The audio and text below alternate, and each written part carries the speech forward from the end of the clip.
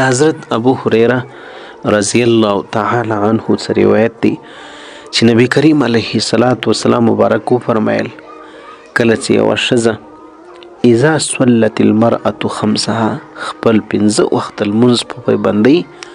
او په ښه شان باندې ادا کړي، په لمانځه کې د فرایضو، د واجباتو،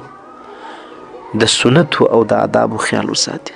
غلمون چې څنګه په کار دی ښه په ښه شان باندې هغه خپل لمونځ په خپل وخت ادا کړي،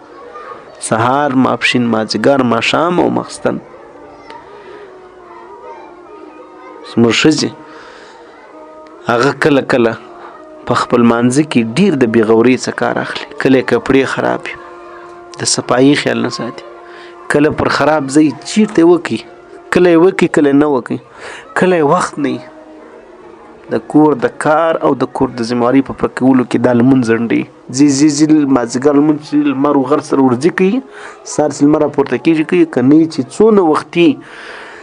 دې له په وختي کې عمره فضیلت دی لکه څنګه چې نرانو لره په جومات کولو کې کوم فضیلت دی. که د سهار لمونځ چې وختي راپورته شي، که د ماپښین لمونځ چې وختي وشي، او کله چې لمونځ در وخت وځنډېږي بیا هغه لمونځ هغسې خوند هم نه کې پکښې کې، هغه بیا هغسې په هغه ښه شان باندې کېږي هم نه، هغه ثواب هم هغه ثواب بیا نه پاته کېږي. د هر شي خپله طریقه. نو کله چې ښځه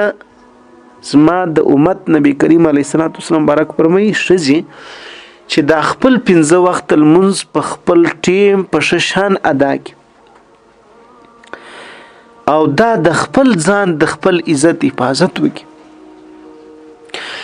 د روژې د میاشتې روژه ونیسي، د خپل خاوند د پلار په کور کې د مور پلار ور باندې حق دی، د پلار و مور د کور چې راوځي در ټولو زیات حق هغه د خسر نه دی، در ټولو زیات حق هغه د خوښ نه دی، در ټولو زیات حق هغه د ورور نه دی، د خپل پلار بیا نه پاته کېږي، د خپل خاوند دی. د خاوند اطاعت وکړي په جایز او په روا خبرو کې. الله رب العزت به دې ته په داسې حال کې چې دا په دغه پابندۍ ژوند تیر کړي او دا وفات سي، انسان له مرګ راسي مړ کېږي، خو موږ تاسو ټول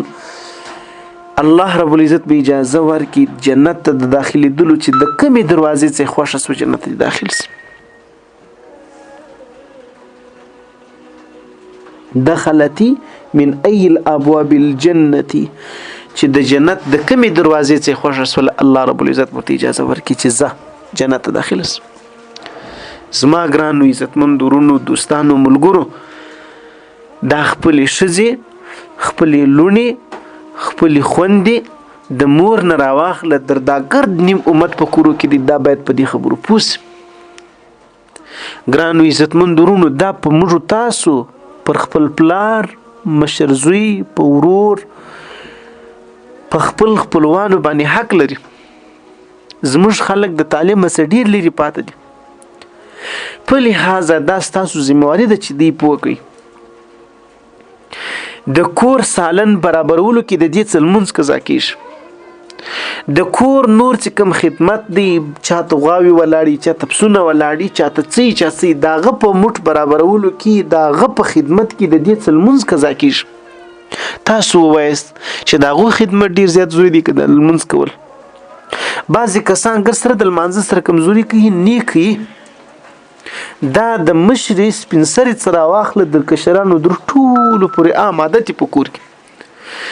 په کور کې باید یوه داسې جلا خونه ځان له انتخاب سي، که چیرې هغه بندوبست نه وي، په خونه کې یو کونج ځان له انتخاب سي چې په هغه کې ښځه لمونځ کوي.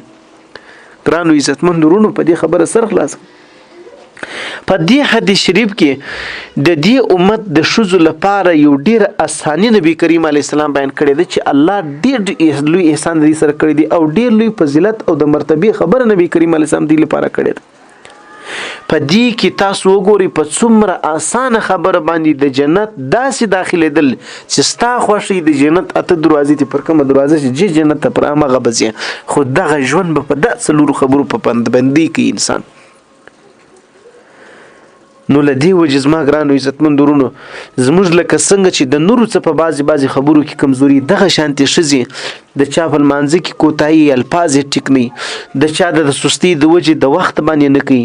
څوک د لمانځه پایبندي نه کوي څوک د خاوند خدمت نه کوي بلکې ورسره په جګړو وي او دغه رنګه نو داسې څوک د شریعت د پردې پایبندي نه کوي څوک هم دغه رنګه نور داسې خبرې کوي چې هغه د الله رب العزت د ناراضتوب سبب ګرځي لکه ازار رسول په خپل کور کې و انسانانو ته دا رنګ و همسایګانو ته نو چې د دې وجې انسان د دې زیري څخه هم محرومه کیږي او له دې وجې چې انسان د خدای نه کرده الله دې موږ ته وساتي د آخرت د لوی عذابو سره د قبر او دارنګه د ابدي ناکامي سره او د جهنم د عذاب سره مخامخ کیږي الله دې موږ ته د ټولو حفاظت وکړي. السلام علیکم.